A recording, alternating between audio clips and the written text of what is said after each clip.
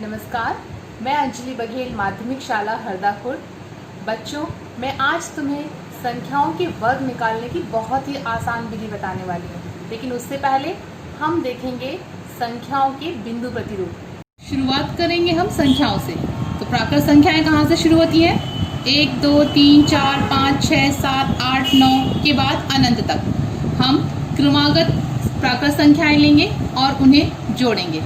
सबसे पहले 1 बराबर 1, फिर 1 धन 2 बराबर 3। अगली प्राकृत संख्या जोड़ेंगे 1 धन 2 धन 3 बराबर 6। अब इसमें एक और प्राकृत संख्या जोड़ देंगे 1 धन 2 धन 3 धन 4 बराबर 10। हमें कुछ संख्याएं प्राप्त हुई 1, 3, 6, 10। हम इनके बिंदु प्रतिरूपों को देखेंगे। प्राप्त संख्याओं के बिंदु प्रतिरूप कुछ इस प्रकार दिखाई दे रहे हैं। क्या आप बता सकते हैं ये कौन सा आकार है? हाँ, त्रिकोणाकार। इसीलिए इन संख्याओं को त्रिकोणीय संख्या कहा जाता है। अब हम दो क्रमागत त्रिकोणीय संख्याओं को जोड़ेंगे। जैसे हमने 3 में 1 जोड़ा तो संख्या प्राप्त हुई 4 और एक नया आकार प्राप्त हुआ जिसे हम कहेंगे वर्गाकार। पुनः अगली दो क्रमागत त्रिकोणीय संख्याओं को हम जोड़ेंगे तो पुनः हमें संख्या प्राप्त होगी 9 और आकार प्राप्त होगा वर्गाकार। फिर हम देखेंगे अगली त्रिकोणीय संख्या 6 और 10 को जोड़ने पर भी हमें अगला अंक मिलेगा 16 और जो आकृति प्राप्त होगी वह भी वर्गाकार होगी। दो क्रमागत त्रिकोणीय संख्याओं का योग ज्ञात करने पर हमें कुछ नई संख्याएं प्राप्त हो रही हैं तथा इन संख्याओं का बिंदु प्रतिरूप बनाने पर वह हमें वर्गाकार प्राप्त हो रहा है। तो हम कह सकते हैं कि ये संख्याएं उन वर्गों का क्षेत्रफल हैं। इन चित्रों को यदि हम देखें, जैसे यहाँ पे 4 का बिंदु प्रतिरूप देखें तो हम यहाँ बोल सकते हैं कि 2 आ रहा है 2 बार, या 2 गुणा 2 बराबर 4, तो 2 का वर्ग कहलाएगा 4। इस आकृति में 3 आ रहा है 3 बार, इसे हम लिख सकते हैं 3 गुणा 3 बराबर 9, या 3 का वर्ग बराबर 9। संख्या 16 के बिंदु प्रतिरूप में हम देख सकते हैं कि 4 आ रहा है 4 बार, या 4 गुणा 4 बराबर 16। हमें कुछ नई संख्याएं प्राप्त हुई हैं 1, 4, 9, 16, 25, 36, 49, 64 और इसके आगे भी। इनमें क्या खास है?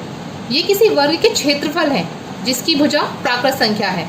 इस प्रकार की सभी संख्याओं को उसी संख्या के गुणनफल के रूप में व्यक्त किया जा सकता है, इसलिए इन्हें हम पूर्ण वर्ग संख्या भी कह सकते हैं। इसलिए किसी संख्या का वर्ग ज्ञात करने के लिए उस संख्या का स्वयं उसी संख्या से गुणनफल ज्ञात करना होता है। जैसे यदि हमें 5 का वर्ग ज्ञात करना है तो हम 5 में 5 का गुणा करेंगे जो प्राप्त होगा 25। 12 का वर्ग ज्ञात करना है तो हम 12 में 12 का गुणा ज्ञात करेंगे जो प्राप्त होगा 144। छोटी संख्याओं का वर्ग ज्ञात करना आसान होता है, परंतु बड़ी संख्याओं का वर्ग भी हम बहुत आसानी से ज्ञात कर सकते हैं। इसके लिए हमें 1 से 25 तक की संख्याओं का वर्ग याद करना होगा। उसके बाद हम जो विधि मैं बताने वाली हूँ उससे 25 से 75 तक के अंकों का वर्ग आसानी से ज्ञात कर सकते हैं। जैसे कि हमें यदि 41 का वर्ग ज्ञात करना है तो हम इसका बायां भाग प्राप्त करने के लिए 41 में से 25 को घटाएंगे, हमें प्राप्त होगा 16, तथा बायां भाग हमें प्राप्त होगा 16, तथा इसका दायां भाग प्राप्त करने के लिए हम इसका 50 से अंतर ज्ञात करके उसका वर्ग ज्ञात करेंगे जो प्राप्त होगा 9 और 9 का वर्ग 81, यानी हमारा दायां भाग प्राप्त होगा 81। संख्या प्राप्त होगी, अतः 41 का वर्ग है 1681। हम दूसरा उदाहरण लेंगे। हमें प्राप्त करना है 52 का वर्ग। इसमें हम बायां भाग प्राप्त करने के लिए 52 में से 25 को घटाएंगे, हमें प्राप्त होगा 27। अब हम 50 से 52 का अंतर लेंगे और उसका वर्ग ज्ञात करेंगे, ये आएगा 4। उत्तर के बाएं भाग में हम लिखेंगे 27 और दाएं भाग में 4। इस भाग में भी 2 अंक होना चाहिए, इसीलिए हम इसके आगे एक 0 लगाएंगे। हमारा उत्तर होगा 2704।